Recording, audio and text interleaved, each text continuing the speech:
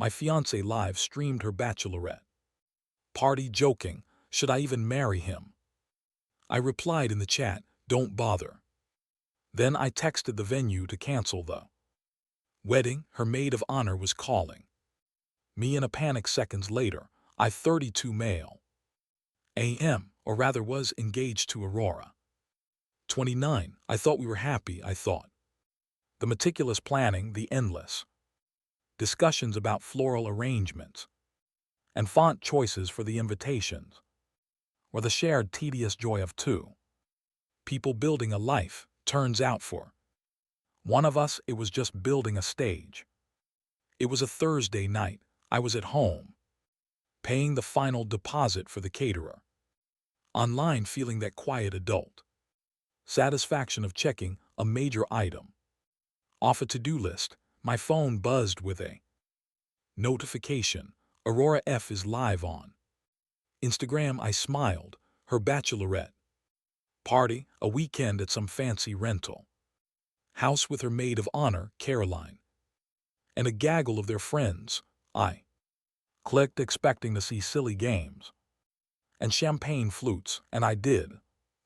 Camera was shaky, clearly held by Charlotte. Aurora was front and center, wearing a future Mrs. Miller sash, her face flushed from alcohol. They were laughing loudly. Okay, real talk, Charlotte slurred, turning the camera to frame them both. You're getting locked down. How does it feel?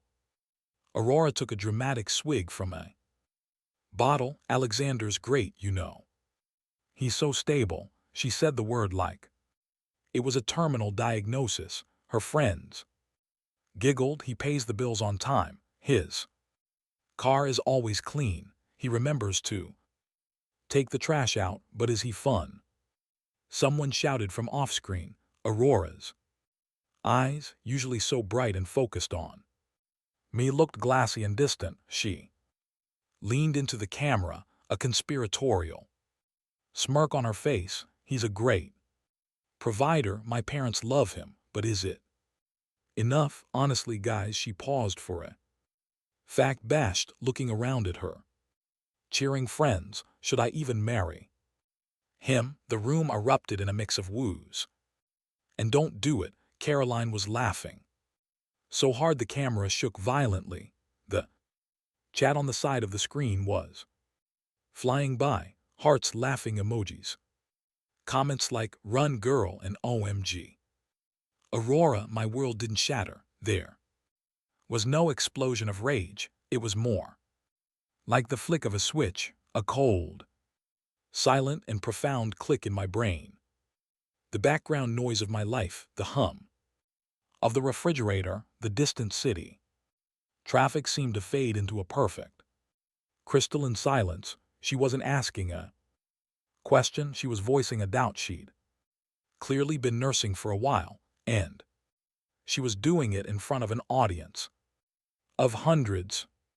My fingers moved before my brain had fully caught up. I was logged into my personal account, the one with my face as the profile picture. I typed one sentence into the live chat: don't bother. I didn't wait to see the reaction. I closed the app. My heart was beating a steady rhythmic drum, not fast, just strong. Practicality took over the venue. I opened my texts, scrolled to our coordinator, Deborah.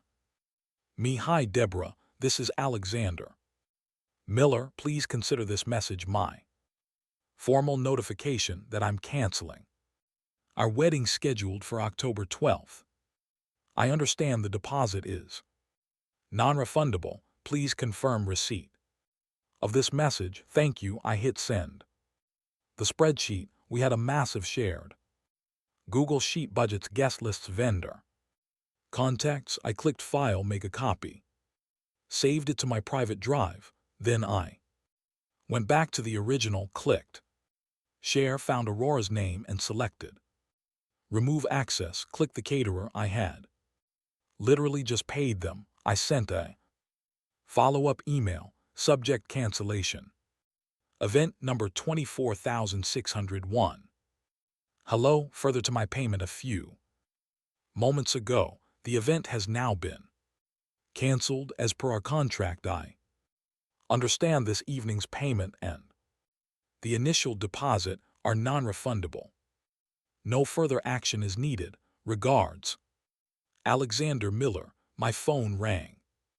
Charlotte, her face contorted in a fake smile on the caller ID, was the same one I just seen on the live stream. I watched it ring until it went to voicemail. A text bubble immediately popped up. Caroline Alexander, call me. Now another one, seconds later. What did you do? And the one that made it all real, the venue just emailed Aurora. Cancellation confirmation. WTF is going on? I put my phone on silent, face down on the counter. I went to the kitchen and poured myself a tall glass of ice water. The house was quiet. She had asked a question, and I had simply given her an answer. The rest, it wasn't revenge, it was just paperwork. Update 1. The next 24 hours were a strange sort of silent storm. My phone was a nuclear reactor of notifications, dozens of missed calls from Aurora, Charlotte, and a few numbers I didn't recognize. Texts ranged from the hysterical, "How could you do this to me?" to the vaguely threatening, "You better answer your phone, Alexander." I didn't. I forwarded the venue cancellation email to Aurora's father, who had paid the initial deposit. The subject line was FYI. The body was blank. I felt it was only right he'd be informed where his money went. Aurora got home late Friday afternoon. I heard her key in the lock, the sound of her suitcase wheels on the hardwood floor. I was sitting on the sofa reading a book. Alexander, I looked up. Her face was pale, her eyes red and puffy. The party sash was gone. "You have 5 minutes to explain yourself," she said, her voice trembling with a rage that felt completely unearned.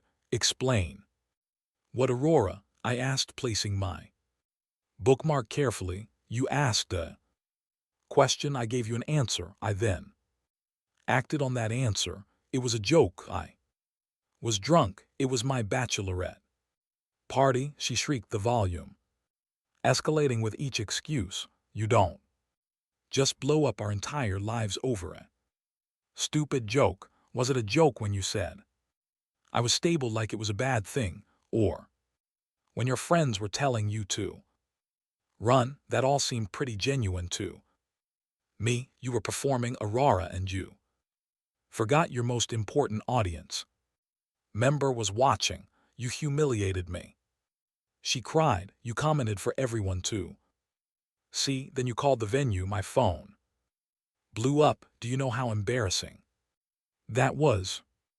"I imagine it was very embarrassing," I said calmly, "but you were the one live streaming to hundreds of people.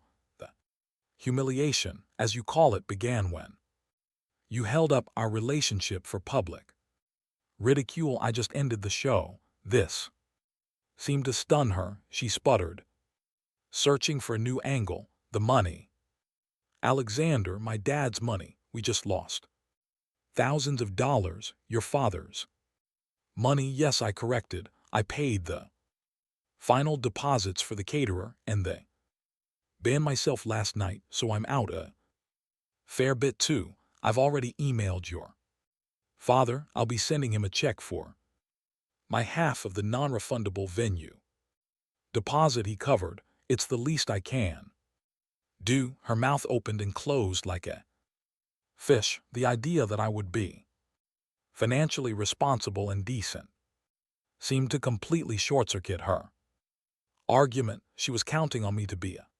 monster so she could be the victim. She left that night to stay with Charlotte.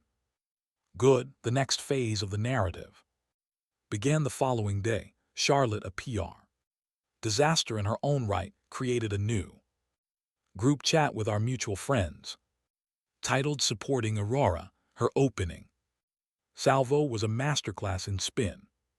Charlotte, hey everyone, as you may have heard, Alexander had a massive, unprovoked outburst and has called off the wedding. Aurora is obviously devastated. He completely overreacted to a silly joke she made at her party and is now refusing to speak to her. We're all just trying to rally around her.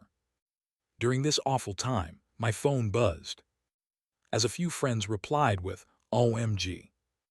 What happened, and sending love to Aurora. I didn't reply. Instead, I did a little more housekeeping. Aurora and Charlotte ran a small side hustle, designing invitations and social media graphics for people for the past year.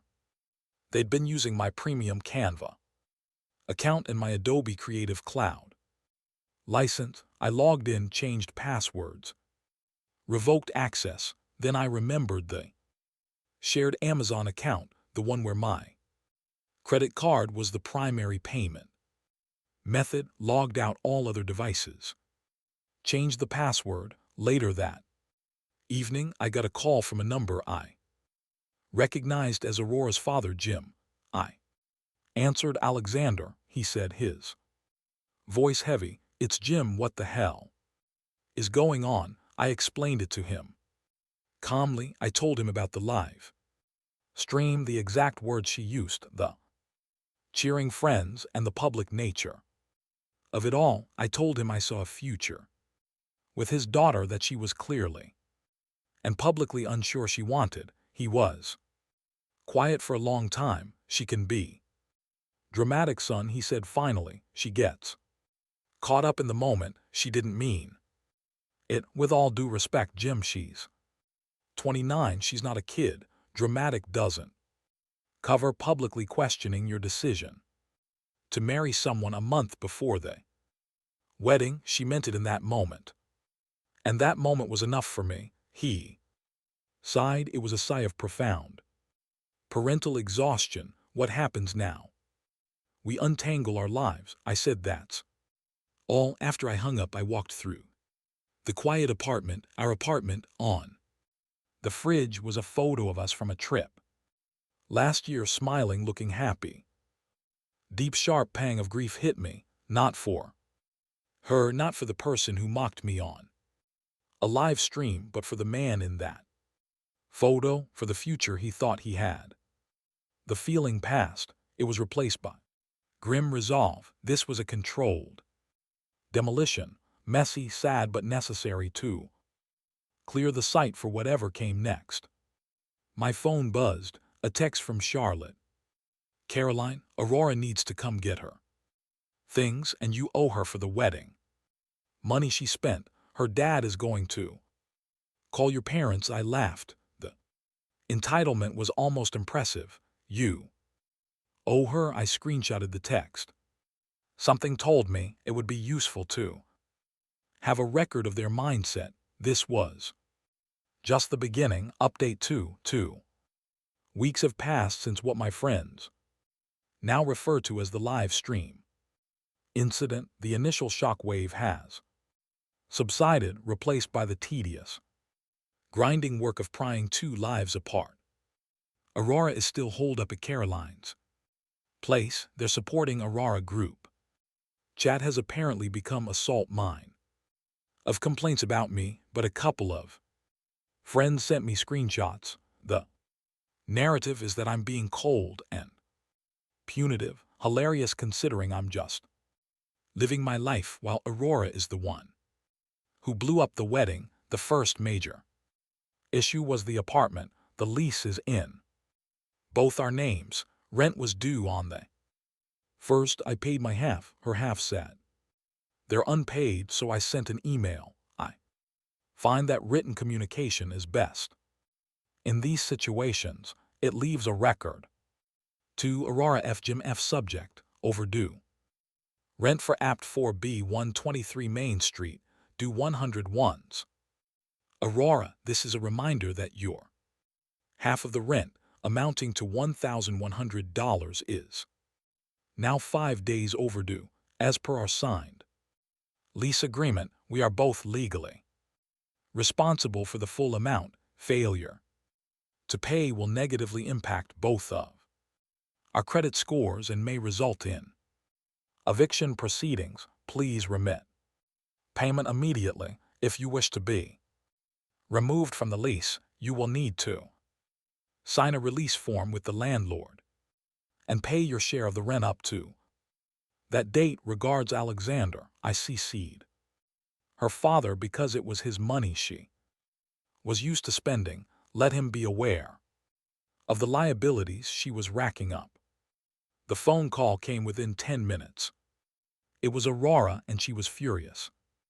I can't believe you CC'd my dad, she yelled. Hi, Aurora, I said, putting the call on speaker so I could continue making coffee. Are you calling to let me know you've paid the rent? I'm not paying rent for a place I'm not living in. You kicked me out. I didn't kick you out, Aurora. You left after you torched our engagement. Our legal obligation to the landlord, however, did not leave with you. I'm protecting my credit score. You should be concerned about yours.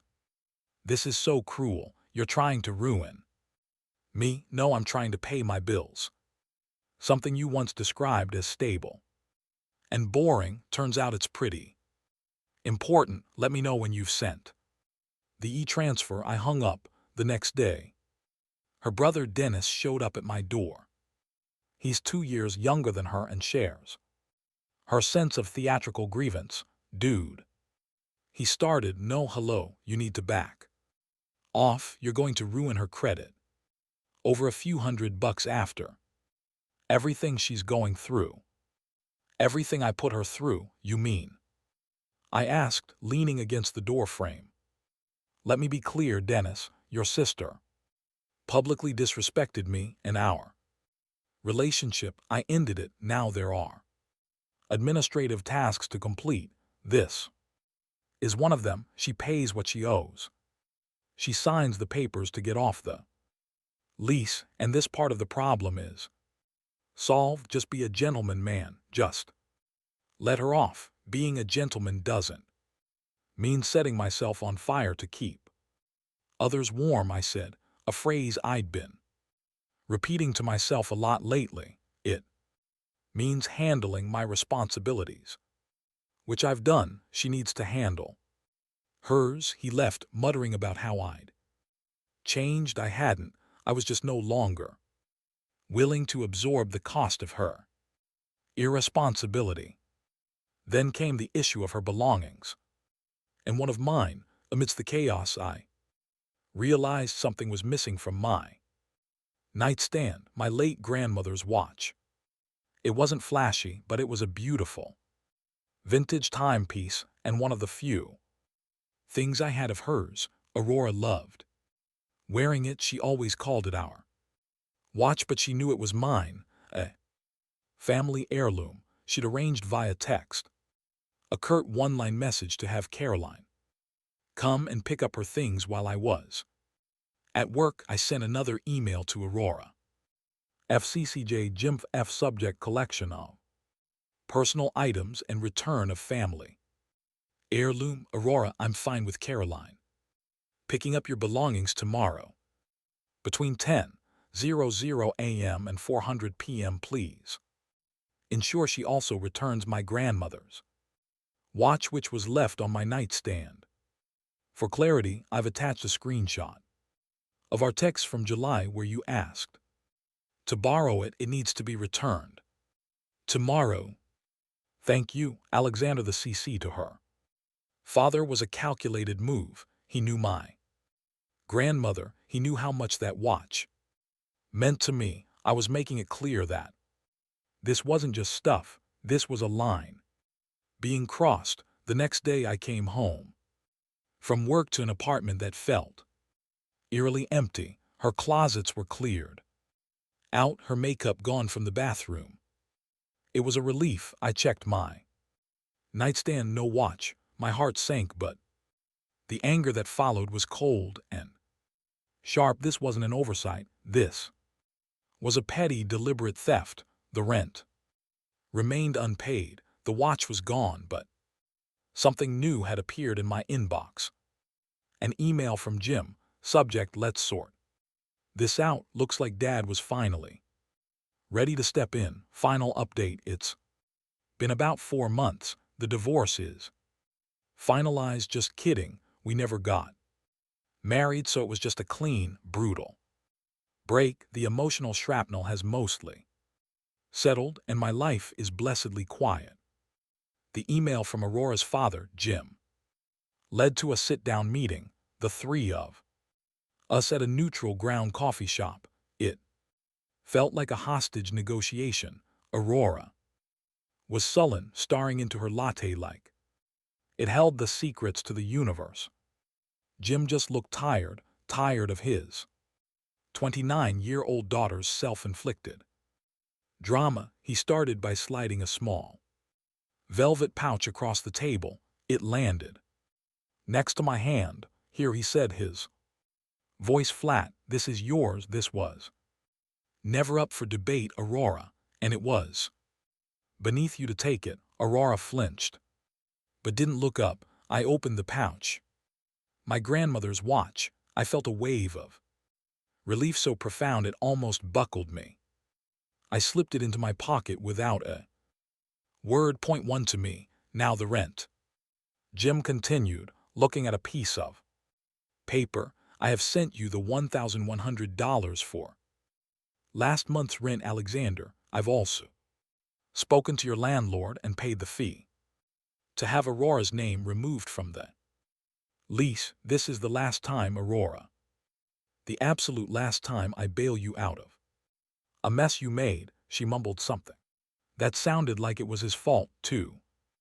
I just took a sip of my coffee, let her have her narrative. The facts were written on the check from her dad. Then came the final item on the agenda, the wedding costs. This was the part I knew she was waiting for, the part where she thought she could claim some kind of financial victimhood. We need to sort out the rest of the wedding expenses, Jim said. It's pretty simple, I replied, pulling out my own list. You and Aurora paid for her dress and the invitations. I paid the non-refundable deposits for the band, the caterer, the photographer, and the full non-refundable cost of our honeymoon to Italy. I also bought the engagement ring. Aurora finally spoke up, her voice laced with venom. So you're going to pay me back for the dress, right? I can't return it. I almost laughed. Absolutely not.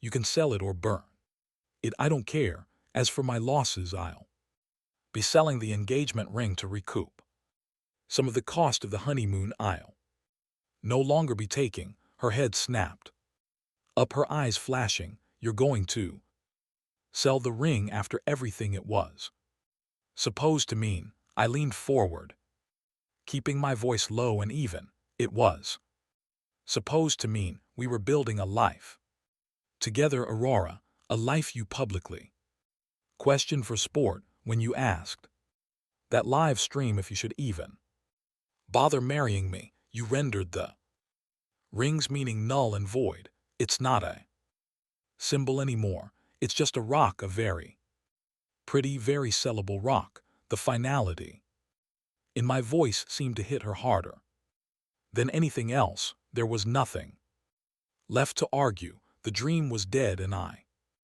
was liquidating the assets, and that was it. We left. I never spoke to her again.